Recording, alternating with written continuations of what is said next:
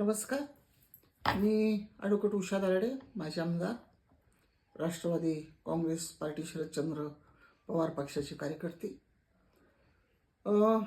आज पेपरमध्ये वाचलं की राणा जगजित सिंगांनी सुप्रियाताईंवरती पलटवार केला, अशा प्रकारची न्यूज पेपरमध्ये वाचायला मिळाली.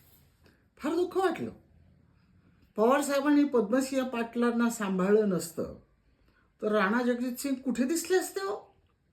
झाले असते आमदार, राज्यमंत्री केलं हो तुम्हाला साहेबांनी. तुम्हाला कुठं लोकांची कामं करायची माहिती आहे? मी तुमच्या मागे लागले होते, तुम्ही राज्यमंत्री असताना, कृषी राज्यमंत्री, की बीडमध्ये इतके प्रगतिशील शेतकरी आहेत, त्यांचा आपण एक मेळावा घेऊ, मला तारीख द्या. आपण त्यावेळेस कैलासवासी विमलताईंना घाबरला, त्यावेळेस जयदत्त क्षीरसागरांना घाबरला, विनायकराव मेटेंना घाबरला. नाही दिली तारीख मला तुम्ही.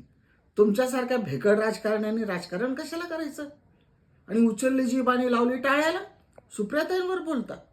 पण काही म्हणा, पवारसाहेबांचं मिठं चाळणे, ज्यांना ज्यांना त्यांनी मोठं केलं, दत्ताभाऊ मेघेंपासून तुम्ही महाराष्ट्रातली सगळी ओळ बघा या लोकांची. अजितदादा असतील, वळसे पाटील असतील, नवाब मलिक असतील, छगन भुजबळ असतील, हसन मुश्रीफ असतील, अशा अनेक आमच्या जिल्ह्यातले सुद्धा बरेच जण गेलेत. पण साहेबांचं मीठ आहे नाही, तरी सुद्धा साहेब खंबीर आहे, घाबरले नाहीत. तरुणांना घेऊन नव्या उमेदीने उभे राहत आहेत. तुम्हाला समजतंय का?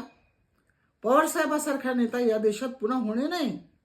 तुम्ही देशाचं नुकसान करताय पवारसाहेबांवर टीका करून. तुमची चूक काय म्हणा? तुमचे नेते, तडीपार नेते, एक नेते म्हणतात साहेबांच्या बोटाला धरून राजकारणात आलो, आणि दुसरे तडीपार नेते म्हणतात की कृषी मंत्री असताना साहेबांनी काय केलं? यथा राजा तथा प्रजा. जिथं पंतप्रधान आणि गृहमंत्री आणि फडणवीस यांना द्वेषाची भाषा कळते. अटलजी आजारी होते ना, राजीव गांधींनी त्यांची व्यवस्था केली होती. आठवते का पवारसाहेबाची आणि बाळासाहेब ठाकरेंची मैत्री? तुम्हाला काय त्याचं? सत्तेसाठी पळणारी माणसं तुम्ही, लाचार माणसं तुम्ही. तुम्हाला पवारसाहेब नाही समजले, हे तुमचं दुर्दैव आहे, आमचं नाही. देशाला तुमच्यासारख्या लोकांची खरंच गरज नाही आहे बरं का राणाजी. तुम्ही सुप्रियाताईची माफी मागा. धन्यवाद.